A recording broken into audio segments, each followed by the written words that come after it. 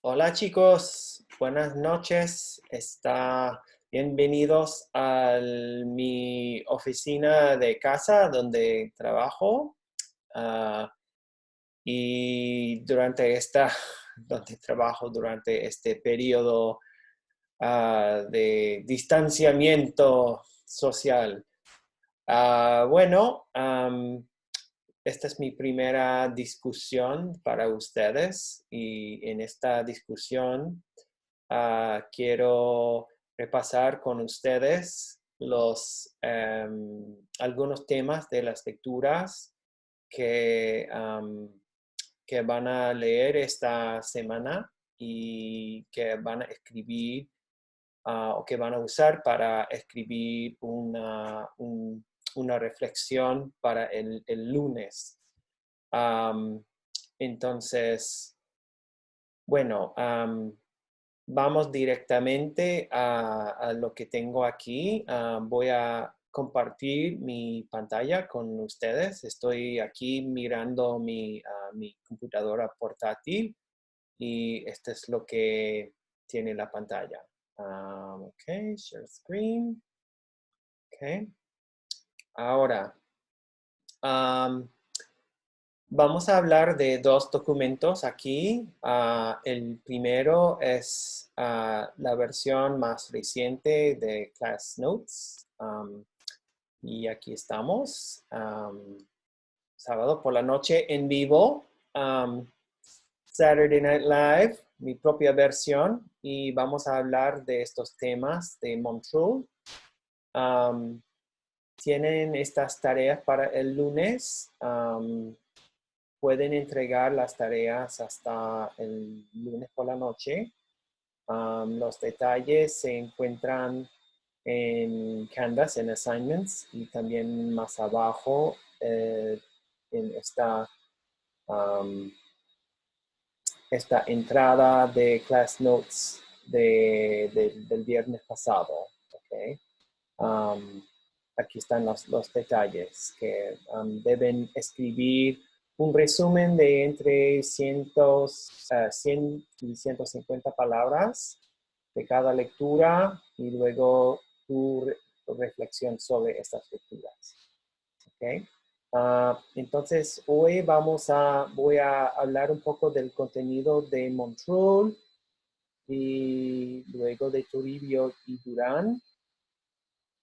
Y también voy a cambiar a las lecturas que están aquí.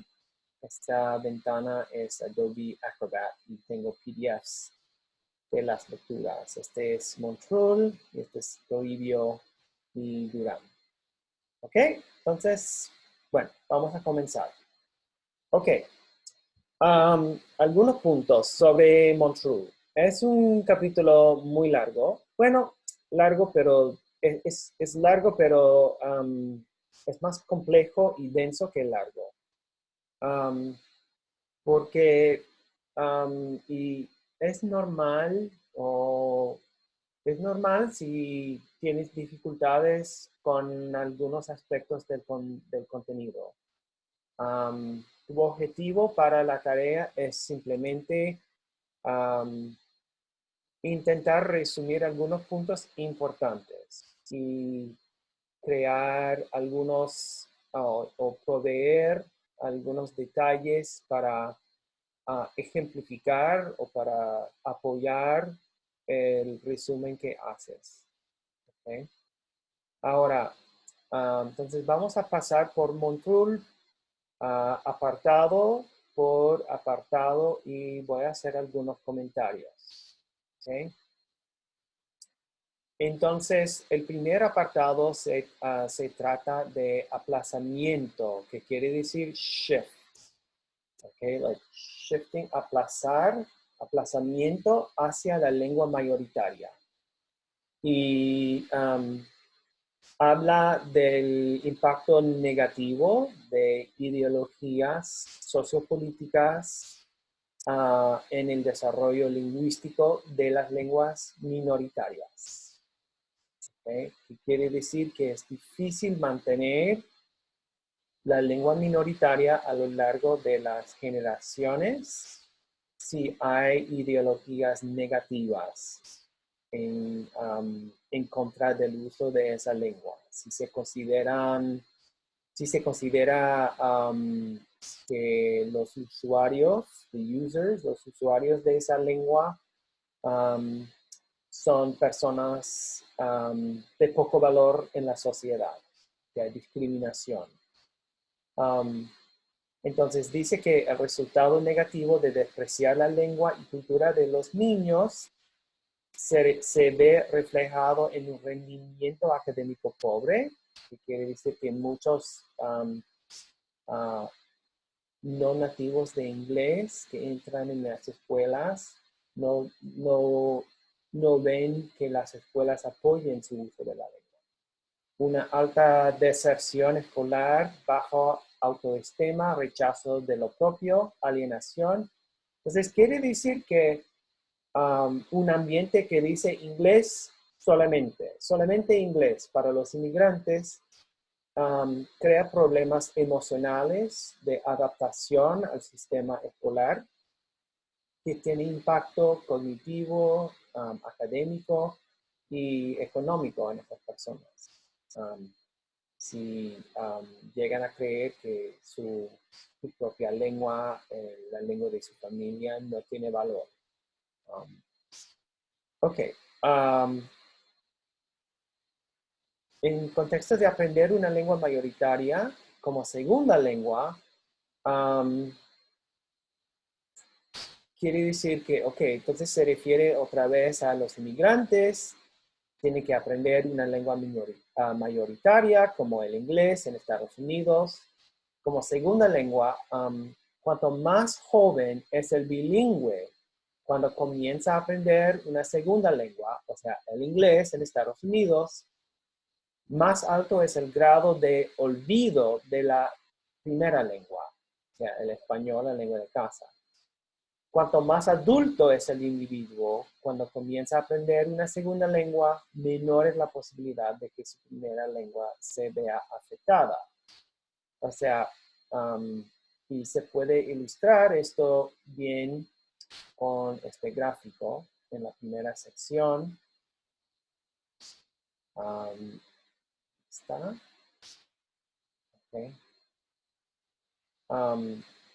Que se encuentra atrición, esta es la cita que acabo de leerles, la atrición de la primera lengua ocurre mientras la adquisición de la segunda lengua procede. Okay. Pero, bueno,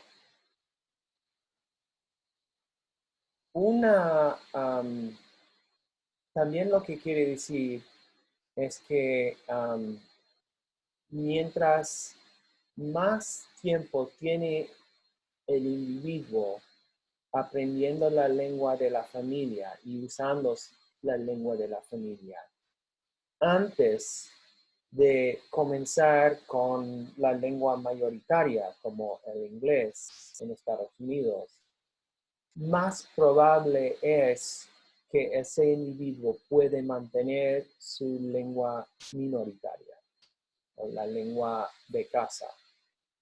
Eso quiere decir que, porque el niño comienza en un ambiente más monolingüe y ese niño aprende a funcionar en ese ambiente con esa lengua y luego, pongamos que después de 5 años, cuando el niño llegue a tener 5 años, si comienza a estudiar la lengua mayoritaria en la escuela, ¿okay?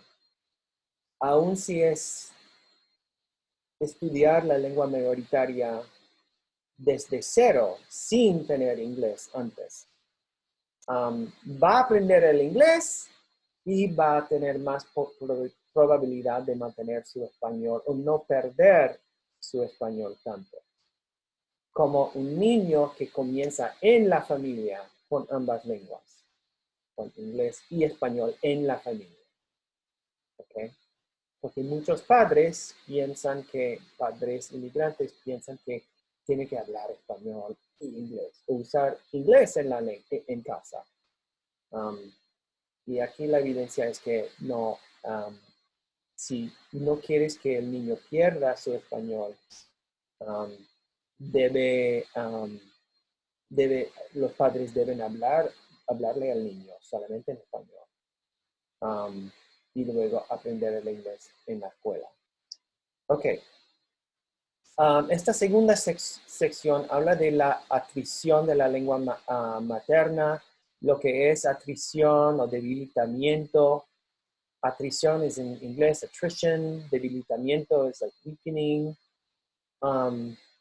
Y habla de distintos tipos de errores.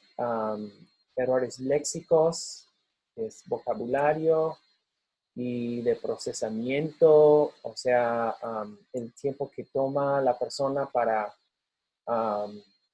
hablar, la fluidez de la persona. Y nota aquí que en este ejemplo, que la persona mientras habla tiene dificultades pensando en la palabra que necesita y usa alternancia de códigos, pero no porque tiene una competencia igual en las dos lenguas, sino que no le alcanza, it doesn't reach him, no le alcanza la palabra que necesita en español. ¿Okay? Este es un niño guatemalteco de, de 9 años que hace una narración supuestamente en español solamente.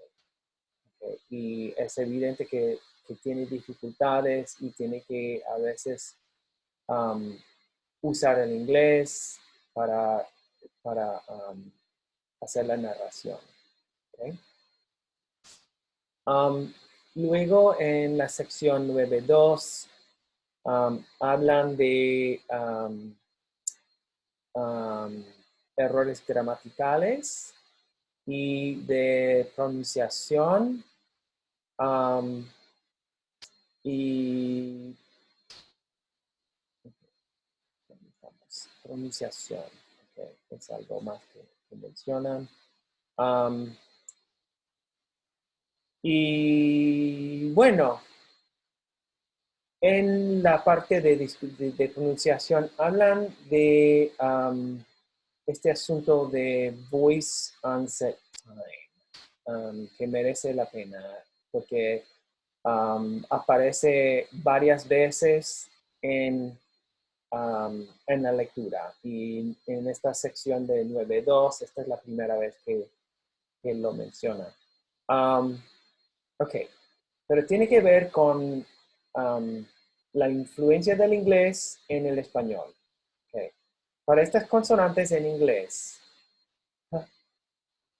t y k, suena, hay una aspiración cuando aparecen antes de vocales.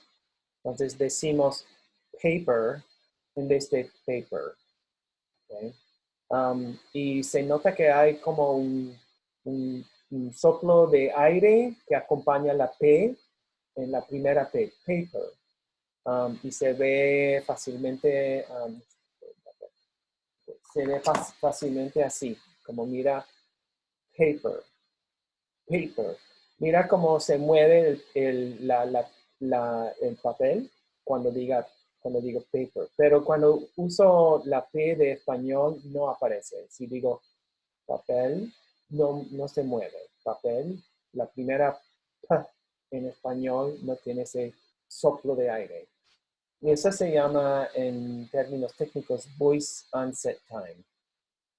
No vale, bueno, Montreux lo explica más adelante en la lectura, pero it's just, it has to do with, there's a vowel coming afterward. The vowel requires a lot of air, and what they're saying is that the voicing the voicing of the vowel is I just made myself have to cough. the voicing of the vowel comes on late in English, so that you get the air for the vowel before the voicing comes on. And the air sound comes at the end of the P. So I say paper, that puff of air is supposed to be going for the vowel. And it doesn't. The puff comes first, and then the voicing of the vowel, the A, comes on late. So that's called the voice onset time. And in Spanish, la P de papel, la papel, la sonorización, the voicing para acompaña el aire extra y no se escucha papel, ¿ok? Entonces, esto quiere decir, bueno, esto es el resumen de lo que es voice onset timing. Y si alguien que habla español tiene un acento norteamericano, esta aspiración o delayed voice onset time es lo que dice, pues tenemos muchos papeles, okay. Esto es como transferencia del inglés a la pronunciación del español. Y quiere decir que si los niños aprenden el inglés y el español juntos, como desde muy joven, y luego el inglés es la lengua mayoritaria, la pronunciación del inglés afecta la pronunciación del español, porque de niños aprenden los dos sistemas fonológicos al mismo tiempo y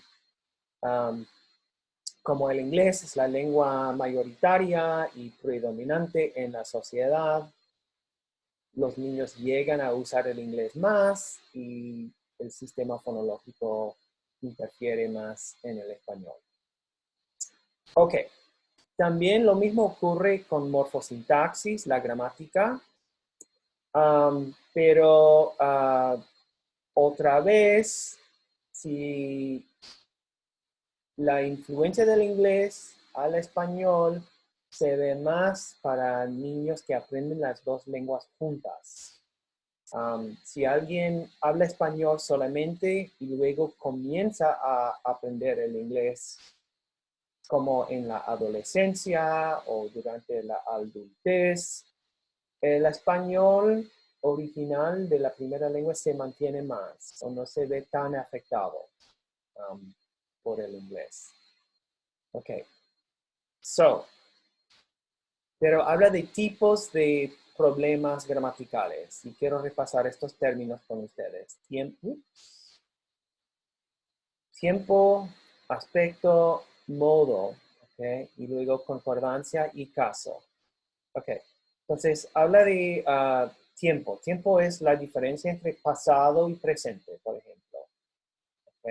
Y se marca en los verbos del español y en el inglés. En el inglés tenemos ed, id, y en español tenemos varios tiempos más. O sea, presente, pasado, futuro, etcétera. Okay. Aspecto es la diferencia, no es presente pasado, sino pretérito imperfecto o progresivo. Es la perspectiva del hablante acerca del evento. Okay. Entonces, se refiere al medio del evento imperfecto o los límites del evento, pretérito. Pero no es el tiempo pasado presente del evento. Es como límites, medio o progresivo.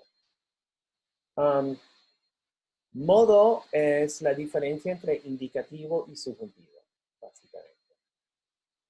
¿Okay? Y concordancia, me imagino que ya saben esto, hay muchos tipos de concordancia en español. Agreement, sustantivos, mantienen concordancia con, bueno, los adjetivos y los modificadores de sustantivos mantienen concordancia de género y número con el sustantivo. Y concordancia entre verbo también hay. El verbo mantiene concordancia con el sujeto de la oración. Concordancia de persona y número del sujeto. Ok, y finalmente también se habla de caso gramatical. Y caso es la diferencia entre um, sustantivos o pronombres que son de sujeto versus sustantivos o pronombres que son de objeto directo o objeto indirecto o objeto preposicional. Estas posiciones estructurales en la oración, sujeto, objeto directo, objeto indirecto, estos se llaman caso gramatical. ¿Okay? Y hay errores porque muchas veces cuando hay debilitamiento o atrición, el hablante no usa distinciones de caso, usa la diferencia entre él como sujeto versus lo como objeto directo. O decir Pedro de a Pablo, la A marca que Pablo es el objeto directo. A veces no usan esa A personal para distinguir Pablo como objeto directo. ¿Okay?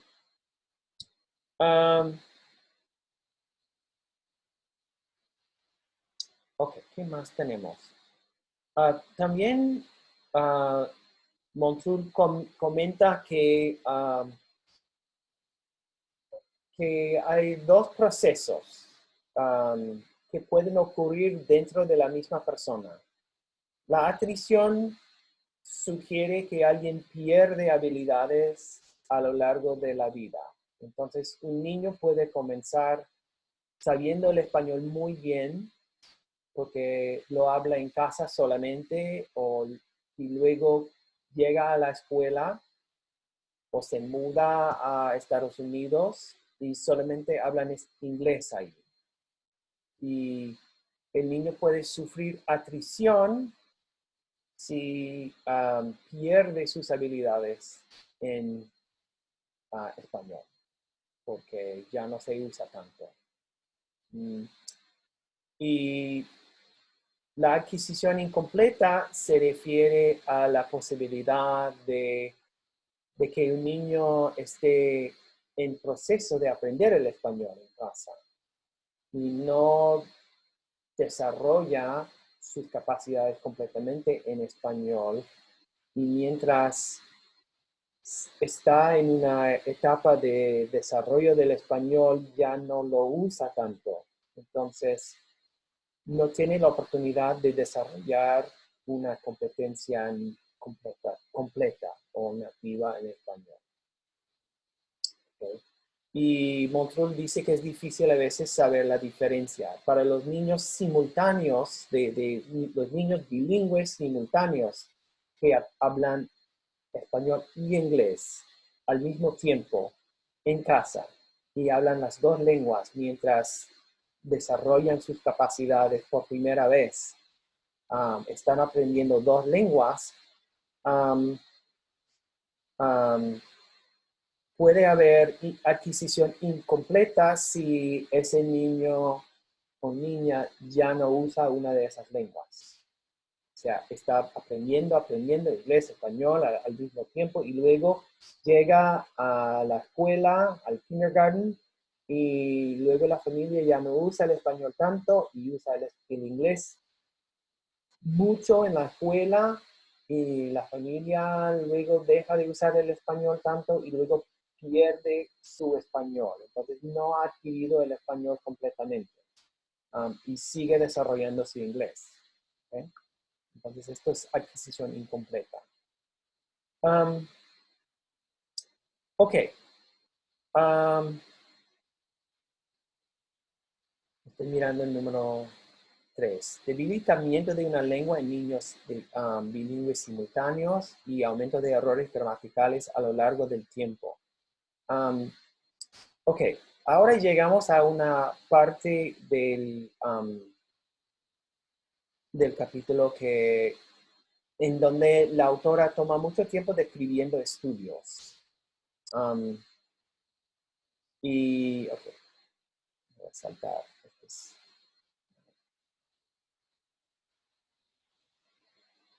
El apartado 9.3. Ok. No quiere avanzar. Vamos. Dios mío, ¿qué pasa? Okay, de nuevo. I think I have to advance. Okay. Um, ok, aquí está hablando de estudios de niños um, niños que de bilingüismo simultáneo, ya que aprenden las dos lenguas juntas desde la niñez y que pierden su español a lo largo del tiempo, básicamente. Son varias ilustraciones de ese fenómeno. Okay.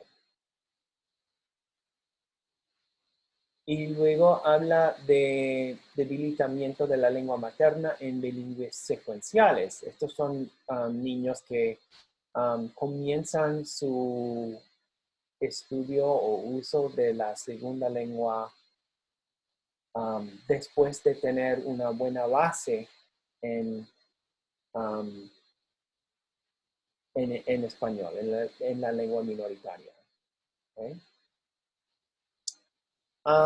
Y llega a la conclusión de que es importante para proteger la lengua minoritaria y no ver debilitamiento, um, ya sean bilingües secuenciales o bilingües simultáneos.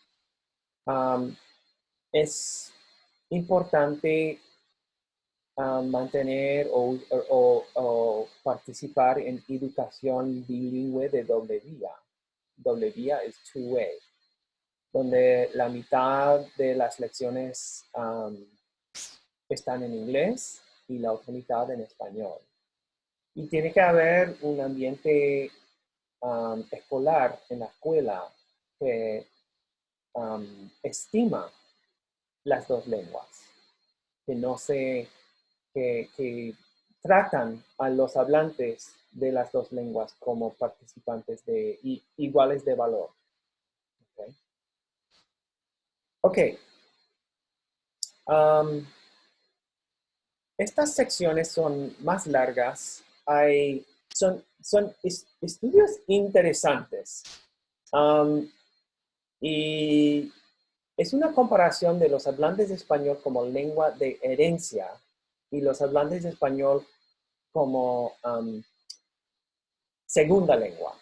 O sea, yo, por ejemplo, hablante de español como segunda lengua, versus, porque comencé en la escuela secundaria, aprendí el inglés primero, y luego no tuve ninguna exposición al español antes de estudiarlo uh,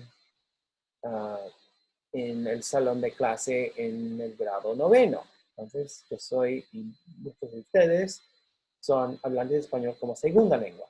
Los hablantes de español como lengua de herencia son personas bilingües simultáneos, personas que aprendieron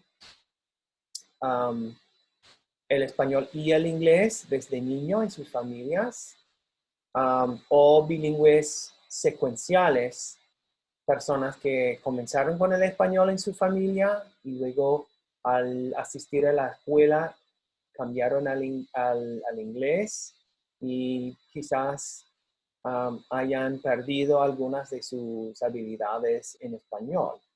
¿Okay? Entonces, estos son alumnos de herencia. Y en esta sección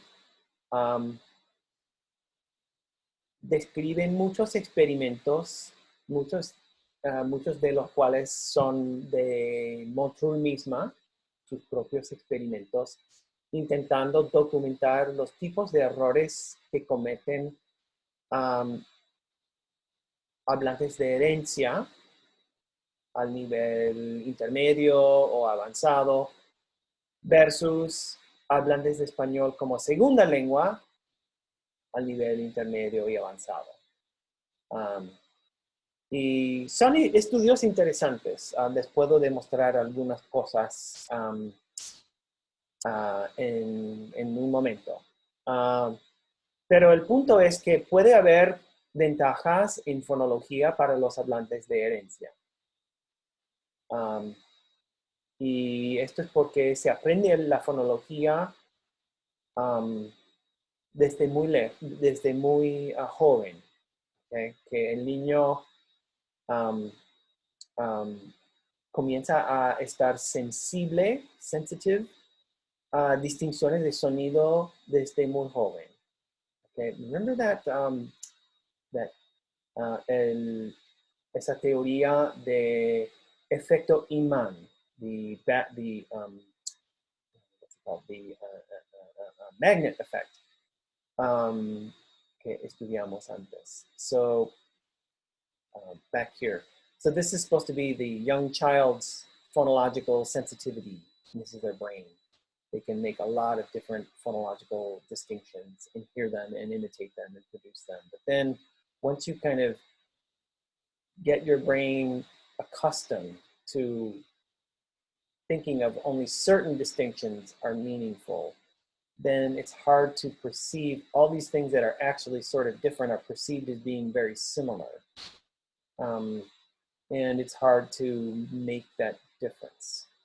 So, so heritage learners who start with Spanish early and kind of get a good Spanish proficiency can maybe have a phonological advantage over second language learners like me. You know, I didn't start Spanish until high school, so you know, I had to like learn to listen for all those distinctions, and it was harder to come up with them and learn them. Whereas a heritage learner would have got that early on when their brain was more less sort of programmed to only one to just one language. It was programmed to lots of different possibilities. So an example is like la doble R, que es difícil percibir para anglohablantes, mientras los hablantes de herencia muchas veces lo pueden reproducir muy fácil. Pero en cuanto a la gramática, algunos aspectos de la gramática, dependiendo del nivel de desarrollo que tiene el hablante de herencia, son semejantes a los hablantes de español como segunda lengua, y otros, bueno, no tanto, que el hablante de herencia tiene ventajas.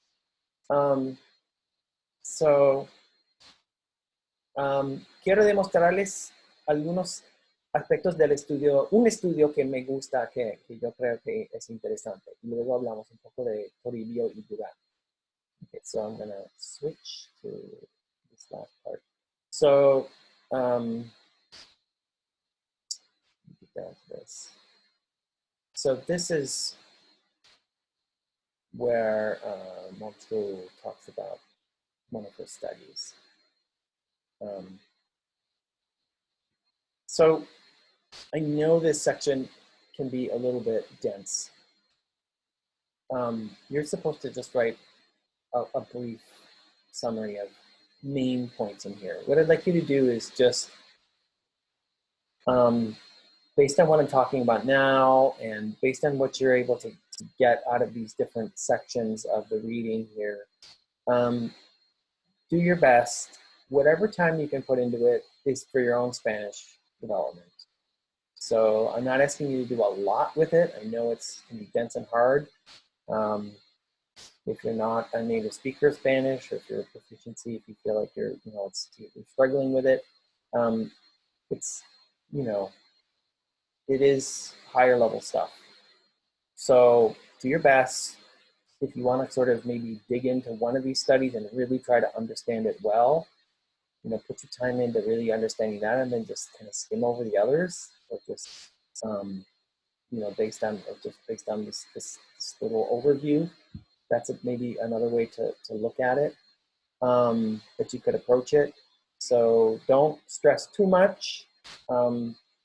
This is all a crazy time of emergency or whatever. So do the best you can to meet the assignment requirements. That's all you're going to be graded for, and the rest is for your own learning. Okay, so okay, so let's just go back up here. Beginning of 7, 7. So sometimes it's good, but okay, so posibles ventajas lingüísticas de los hablantes de herencia hispana. Okay, en este estudio, okay, en este estudio ella se enfoca en el uso de sujetos explícitos versus sujetos nulos. Okay, y aquí dice salí de, por ejemplo, en español, salí de vacaciones este verano es un sujeto nulo. Like, solamente tienes el verbo, no dices yo salí de vacaciones este verano. Sabemos el sujeto porque el sufijo del verbo indica que es yo. ¿Okay? Y el español, pero el español permite que digas yo salí de vacaciones este verano. Y la diferencia es que en español usamos el pronombre para marcar un contraste. So if you say yo salí de vacaciones este verano, it implies that you're marking a contrast with what someone else has just said, or you're starting with a new subject. But if you already know you're talking about yourself and you've already established that, you don't keep repeating it. Okay? Pero en inglés no tenemos la posibilidad de omitir el sujeto. No podemos decir, tenemos que decir I went on vacation this summer, no podemos decir went on vacation this summer. Entonces, saber que en español solamente usamos los pronombres explícitos cuando queremos marcar un contraste. Esta es una capacidad que toma tiempo de reconocer si tienes inglés como la lengua dominante. El inglés te hace querer poner un sujeto para toda oración, pero el español te requiere que solamente uses pronombres de sujeto cuando quieres marcar un contraste. ¿Okay? Y aquí en este gráfico vemos que Montrup comparó hablantes nativos, su uso de sujetos expresados en una narración y sujetos nulos. ¿Okay? Y vemos que al nivel avanzado, los aprendices de español como segunda lengua y los hablantes de herencia usaron niveles de sujetos nulos y expresos semejantes a los niveles de los hablantes nativos. So, más o menos 40% de los sujetos de los hablantes nativos en su narración eran expresos, porque querían marcar un contraste con algo. Pero aquí, al nivel intermedio, los aprendices de español como segunda lengua y los hablantes de herencia producían mucho más sujetos expresados. Y eso quiere decir que estos dos grupos tienen mucho más influencia del inglés en su español que estos. ¿Okay? Y también se nota que los aprendices de español como segunda lengua y los hablantes de herencia tenían usos semejantes de sujetos nulos. ¿Okay? Y se veían afectados por el inglés. Okay? So that's one interesting study. Another study is, this is kind of cool because es un error que muchas personas cometen. aún personas de competencia avanzada en español, no nativos de español a nivel avanzado. Ok. En inglés, si tenemos un sujeto con sentido genérico, tigers eat meat.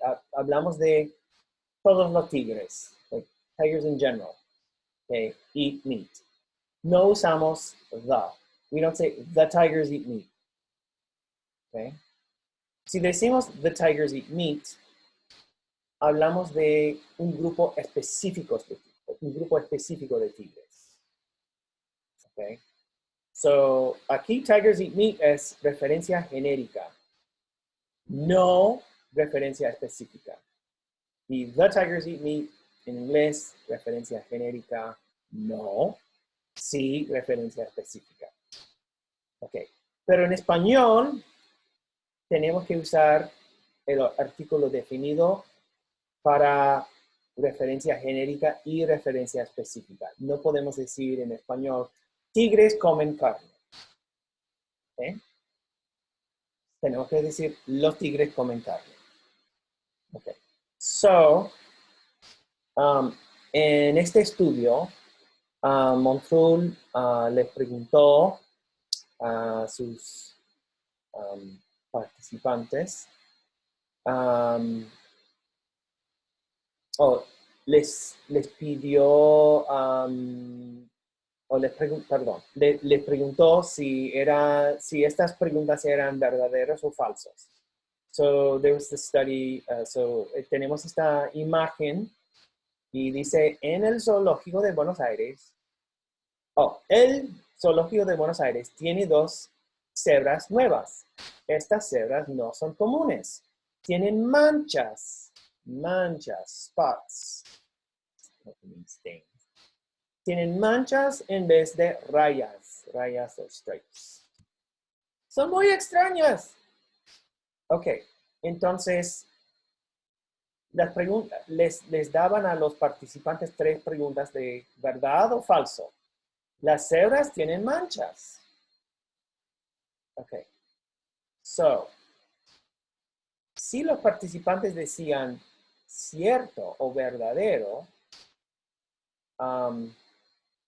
eso quería decir que su interpretación de la oración era influida por el inglés, porque eso sería específico. Okay. Si decían falso, eso quería decir que su interpretación de la oración era influida por el español, que para un nativo hablante suena más genérico. So, zebras have spots. No, that's false. Okay. So, esto es lo que querían decir, sí, que los querían averiguar, Monthrul y su colega. Si los participantes elegían verdadero para las cebras tienen manchas, then they would think they're talking about those zebras instead of zebras in general. Okay. Esta pregunta o esta oración, las cebras tienen rayas, okay. Si dicen verdadero, esto es un sentido genérico. Like zebras have stripes in general, right? Si dicen falso, eso es una interpretación específica que piensa que estamos hablando de estas cebras. Okay? So, just playing around with how you might interpret that thing. And she found that, que los hablantes nativos aceptaron la oración con artículo definido y valor genérico en 82%. O sea, con valor genérico, el uso del artículo definido, sí, 82%. Mientras que los porcentajes de interpretación genérica para las mismas oraciones fue mucho menor para los 2 grupos experimentales, que eran hablantes de herencia y hablantes de español como segunda lengua. So heritage learners are a lot like second language learners in this regard. But remember though, these are, it's going to depend on how much Spanish the heritage learner has had early in life and how much they've been able to maintain it throughout their life. And a lot of what Montreal is finding with heritage language speakers is a function of the fact that they're coming up in the United States where there are so few programs of dual immersion. And dual immersion would really make a difference here. So it's not that heritage learners are some kind of strange, class of people. It's that you can make some generalizations about them, especially in an American context, because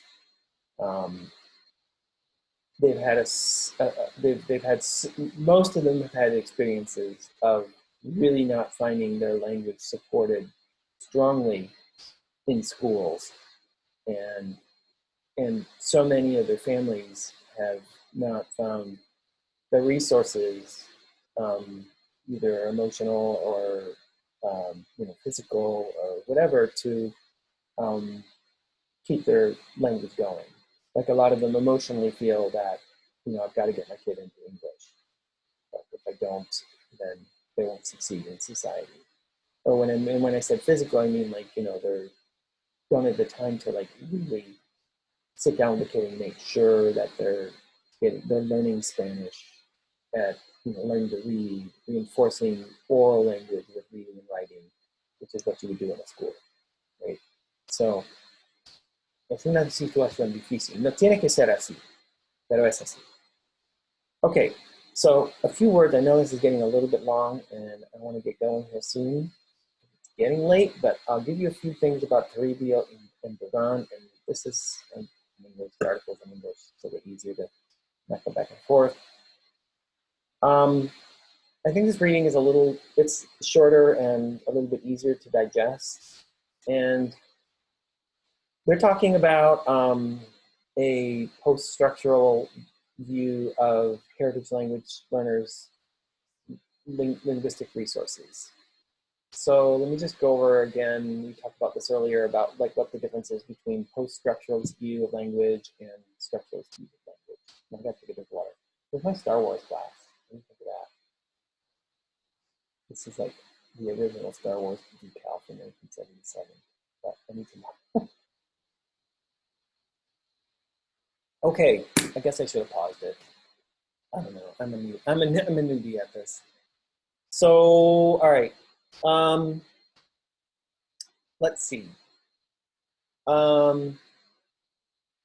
So structuralism is like looking at language as having discrete categories and systems. So English has these structures, Spanish has these structures, and it looks at language as these are two separate systems, and the problem of code switching is a hard one to explain because you're trying to talk about how these two different systems of rules could switch from one to the other.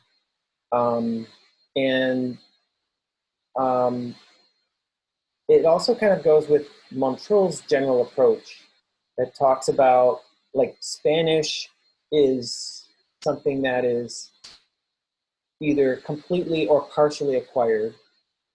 That's kind of a structuralist view because Spanish has these rules and you're growing in development toward them. It's a very cognitive approach to language.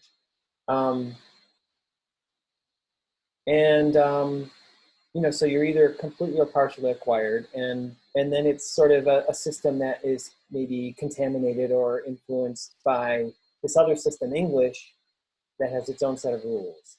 So you talk about acquiring a language like it's this thing that you're going to get, and you have this thing in your head. You talk about it being partially acquired or fully acquired, or maybe you lose it. So it's like this entity. That's sort of a structuralist view. And Toribio and Duran are talking about maybe a more social approach that is called post-structuralist, which views the whole thing much more holistically. And it's interesting because Toribio herself, she's at UT Austin, she was very structuralist her whole kind of career. She's about my age. I've met her and known her and stuff. Kind of in the same, the Spanish linguistics can be, in the United States, can be, it's a small group and it can be kind of conservative and structuralist. People don't get into post-structuralist stuff unless they're into like anthropology and stuff like you see in the anthropology department at Temple and stuff, or maybe education. But this article that she's written now is sort of kind of developing this post-structuralist view, or sort of talking about it, and it's looking at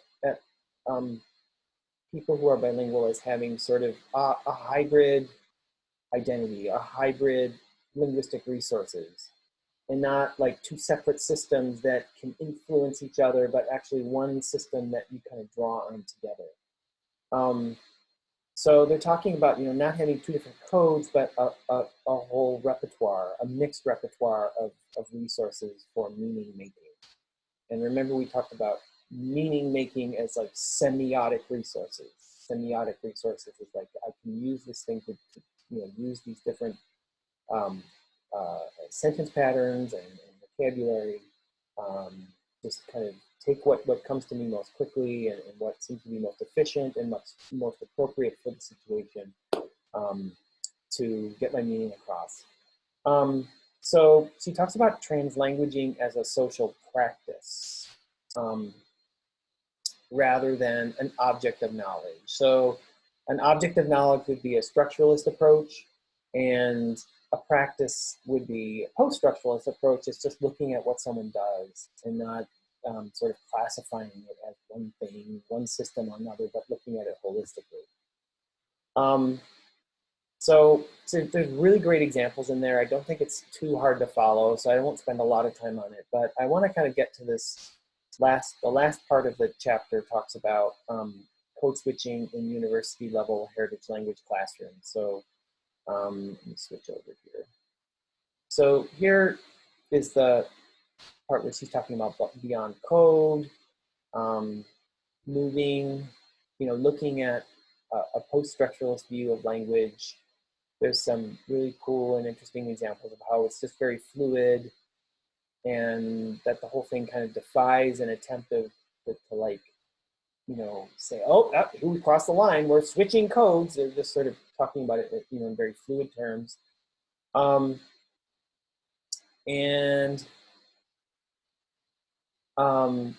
then she's talking about the translanguaging in context of immigrant student education, and that kind of talking about how it can be beneficial to immigrant students who are in classes whose objective is to learn English, to not give them this English only rule in the classroom, to give them the opportunity to draw on the two languages that they have for different purposes. So this third section that I was wanted to get to here is code switching and university classes for heritage learners.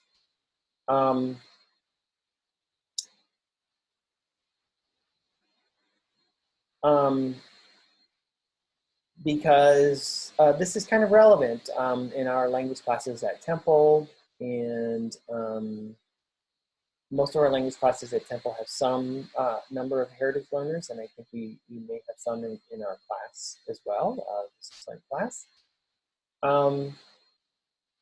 And she talks about the need, or the authors talk about the need to develop critical language awareness. And what that means is that, okay, heritage language learners often, their knowledge of Spanish comes from the home, and the language spoken at home can often be an informal variety of Spanish that's not like exactly the same as like the textbook Spanish that is taught in Spanish classes. And the textbook Spanish is kind of the standard Latin American Spanish, like Colombian Spanish. So teaching critical language awareness is sort of showing, not just sort of telling people this is the best way to speak Spanish, it's saying that there are different ways to speak Spanish. And these different ways of speaking Spanish are sort of mapped onto political ideologies of, you know, who's in power and prestige and what ways of speaking Spanish are appropriate for different audiences. And definitely not sort of telling, but not telling heritage learners that you can't or you shouldn't speak the way you speak at home in class. More like raising their consciousness about, well, who is the target audience for what we're going to do with this reading or writing project, and how would you, what kind of Spanish do you need for it? And they encourage in here, these are recommendations for practices. They encourage heritage language learners to, classes for heritage language learners to include not just instruction on the standard Spanish that, you know, gives you that prestige, but also to do things where they get involved with their family and community members, doing, you know, oral histories or linguistic biographies, and allowing them opportunities to do translanguaging and code mixing, as well as focusing on how to develop an academic style. So I think that's kind of an interesting point. I think that's about all. I know it's getting a little bit long here. I should let you guys go. You're not getting too sleepy. Listening to me go on and on here. I wanted to just, before I go though, I caught this as I was flipping through the article. This is a kind of an interesting quote at the end of the second section. There's 3 sections, and this is the end of the second section. So they're talking about a situation where young learners in,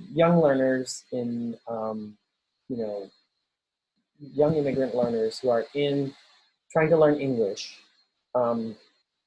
are allowed in one of their English classes to do translanguaging, to speak a little bit of Spanish or use Spanish to help orient them to different tasks that they're trying to do in English.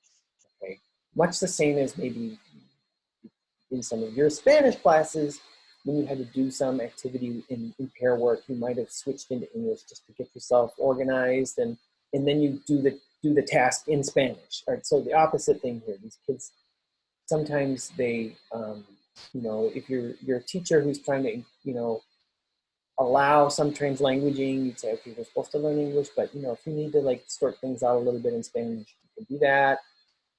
There's a place for that. But she was saying that in this quote here in the green, in one study, they tried to see whether this, you know, allowing this in English classes helped students develop hybrid language practices, or the use of sort of an appreciation of their home language that would maybe help them maintain their home language more.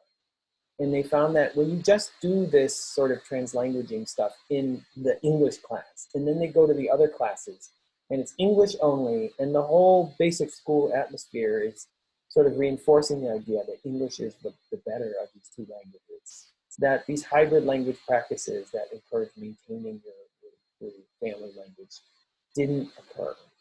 That social environment of like, yes, if you have Spanish, you have you know, this other language at home, there's a place for it outside just your classroom where you're studying English.